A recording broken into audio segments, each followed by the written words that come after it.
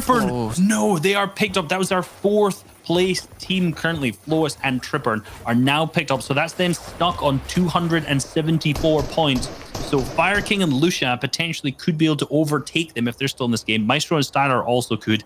I doubt Paco and Cammy could are below that. Potentially if they have a really, really big game. But Flois and Tripper will not be going any higher than 4th.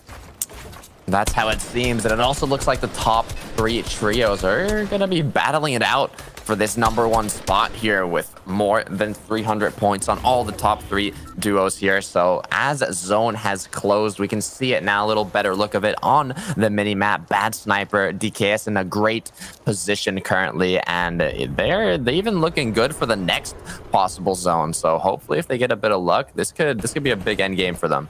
Yeah, I think DKS and Bad Sniper are in the best position out of all of our top 3 teams right now. You know, Stormy and Toos are in a good spot as well, but it depends on where that next zone pulls. Look at the congestion in the bottom right map. They are luckily just away from it because all of those players have pushed into Misty Meadows, but at the same time, they are in a dangerous spot. And that's just what's going to happen when you're at a POI, right? These POIs always attract so many people to harvest out the buildings, get their materials back. But the problem is that creates so much congestion. Then you see this next zone, the 3rd zone is pulled a little bit away and it's just dragged everyone to the edge. There will probably be a lot of eliminations if this 4th zone pulls completely to the northeast, as far away from this, because all these players are going to be scuffed.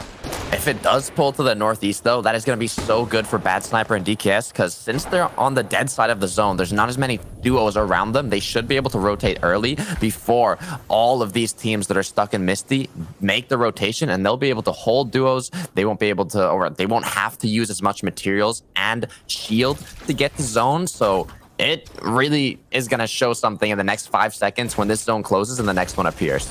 It will. And look, Kinzel's only used like 5 builds on that whole rotate, and he managed to make it all the way into this next zone. Somehow, to get it all the way here, he managed to make it just on a single like 5-6 builds. I think that next zone is pulling far based on where the where all these players are moving to at this point. We can't entirely see where it is yet, but they're going for more and more tags as it comes across. Yes, we can see that next zone pulls to the east. It's not that bad of a rotate for them if they start potentially to go north. I'm not even sure what the best way to rotate this is at this point, because there's so many people to their south, but they may be able to go around them and keep the sight lines hidden if they go a little bit further, closer to the water. But there's still so many teams rotating that way too.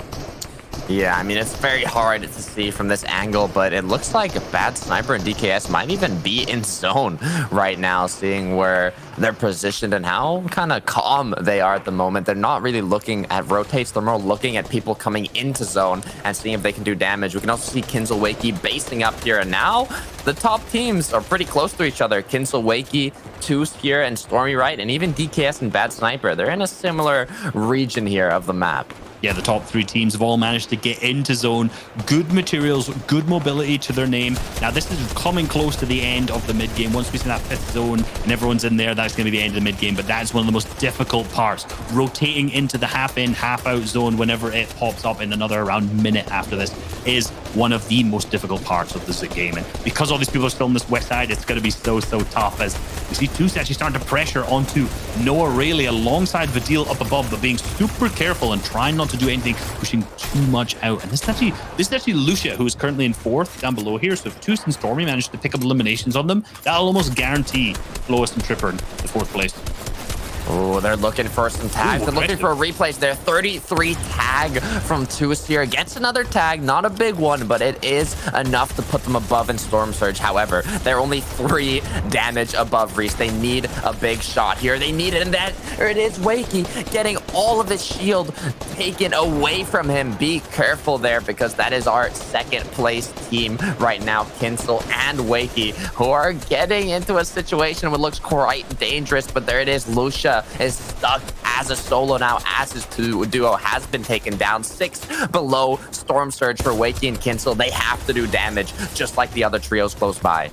They have to do damage, but Wakey's getting tagged in return from Vadil and Noah up on the high ground. He did actually manage to get an elimination. I think that was onto either Fire King or Lucia there, so 1 elimination. So if DKS does not manage to get any more eliminations, now they are actually ahead. So this should put Wakey and Kinzel fully into 2nd. DKS should be in 3rd, whereas Stormy Ray and Toos are still solidified up in 1st place.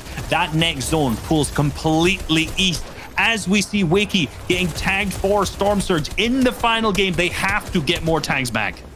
This is not looking good at all for Kinsel or Wakey here. They have to pop minis. They have to tank it. Only 2 players have to get eliminated for Storm Surge to cancel. 1 more player has to get eliminated for Storm Surge to go away. Just 1 solo, but the zone is so far. They have to make that rotation. DKS and Bad Sniper are going to have such a good position now since the zone closed close to them. And that 1 player is still alive, Reese. He is not getting eliminated. Wakey and Kinsel are losing so much health. They don't have shield anymore. They're still taking damage. Now only 33 health for Wakey. This is looking like the end. And it's X-Squeeze who actually goes down. So Storm Surge is now over, but Wakey is left with 25 shield and 33 white HP. The lobby focus starts to come on in, and he's getting pressured from every single angle here. I'm not sure where Kinsel is either, and may just be Wakey alive as a solo, as it is Noah Rayleigh who's pushing onto Wakey. They know that he is a solo. Yes, Kinsel is down. Indeed, the pressure starts to come on out. Wakey down to 39 builds remaining. He's trying to break through these old builds, but nothing is his as the 2 best fighters start to apply the pressure on the wall, and unfortunately Wakey goes down on 322 points. Not much Wakey could have done to stay alive, but also I can see Benji Fishy and Mr. Savage close by. We can see DKS Bad Sniper on a good elevation here in the end game, and I'm curious to see where Toos and his duo is, because they were also having some Storm Surge problems, trying to find Stormy right here, but there they are, 344 points, both of them on 200 HP. That's 100 shield, 100 health, spare minis, spare mushrooms, big pots, epic assault rifle, and epic tactical shotgun. They have a great loadout right now, and also a launch pad. I mean, this is really Stormy Right and Toos versus DKS and Bad Sniper in this endgame for the #1 spot. It absolutely is. This is a 2-horse race for first right now. Toos and Stormy Right against DKS and Bad Sniper. They have the launch pad. Remember, this zone starts to pull up at the end, so this launch pad may potentially be too early. So they're going to have to make sure they start elevating themselves once they land. But in that bottom left, you can see DKS and Bad Sniper have already landed. They are already in that spot. They're already trying to heal up that point. Drax, Momo up onto the high ground as well as see Crizzy and David. Everyone's starting to launch pad up ahead, but as we see, Bad Sniper and DKS, because they got in there early, they still have tons of materials, still have a launch pad to their name, but they're going to need to try and find a high pad to get up this hill. And that's what they're looking for. Bad Sniper quickly realized that he was unable to pad in that situation, moving out to get a good pad, but he does get blocked off by a brick ramp there. So now he's gonna have to tarp up instantly. He's gonna have to go up this mountain just in case the next moving zone keeps pulling up, but he's trying to group up with his teammate there. They're now grouped up, but look at Toos on the top right of your screen. He's already cracked, has 2 eliminations, but he has to survive this or he's not gonna be able to take home that #1 spot. He's 16 below on the Storm Surge right now. Now 20 below as well. Trying to just out-heal the Storm Surge, but there's still 5 players remaining that needs to go down. The pressure starting to come out, and he's going to have to apply something to one of the enemy teams as he gets tagged up. He's now down to 25 HP. The Storm Surge keeps ticking. He's trying to out-heal it as much as he can, but those players are not being eliminated. The Storm Surge is still active, and Toos goes down, but Stormy Right is still in the game with Bad Sniper down below as well. Ooh, 356 points for Stormy Right, 327 for Bad Sniper. I'm going to keep an eye out on Stormy Right now at the top right, who's below in Storm Surge, trying to get some tags, manages to get some. Not enough for an elimination, but he does get above the Storm Surge threshold here as Bad Sniper's just going to continue tarping out, but Stormy Right gets an elimination. That's going to give him the Siphon refresh. He's going to get a Chug Cannon as well to heal up this zone. This could be the clutch that gives them the #1 spot. He's down to 38 HP at the same time, 16 builds remaining, but that Chug Cannon is coming out so clutch right now. 370 points in his lobby right now, and as a solo Wake is tagged in from the back. He's trying to go, and that's Noah Rayleigh. He's going up against 1 tick to the Storm, and it's over for him, but he has no materials at all, so he slides down, and I think that's it over for Storm now. 372 points is to beat for Bad Sniper and DKS. That is the cutoff, and Bad Sniper now, it's not looking good for them as DKS is already down to less than 10 HP, gets knocked down. Bad Sniper is left alone as a solo. He has to clutch up more than 20 points. It's a 1v2. They're getting to his box, and he gets eliminated. So Bad Sniper is going to finish with 343 points below Stormy Right and Toos, who had 373, if I'm not mistaken. But this game isn't done yet. Acorn and Jack, NA players, playing with a ping disadvantage on the high ground. And look at all the chaos on mid ground right now. All the chaos going down, but Acorn and Jack get dropped down, and that's actually going to down to fall damage. So Acorn is now going to go down to low ground. As we see Link claiming up on high ground with his duo of Fury as the chaos, the pandemonium goes down onto Rifa. David fighting against ex-teammates yet again. You see the pressure come down from Fury. Wow, this is an insane endgame. Fury right now with 148 points, but they do have the high ground. This could be the victory royale they need to push themselves up on the leaderboard here. One elimination for Fury. Link does not have any eliminations, but they do have a great loadout to battle this out. They're looking for angles. They're looking for tags. Looking for anything they can get here. Meanwhile, on the low ground, Momo is alive here with 2 knocked down players. Siberia looking for an angle. He doesn't have his materials. Link gets that elimination. Now it's a 1 versus 2, high ground versus low ground. Reese, who is going to take this last game?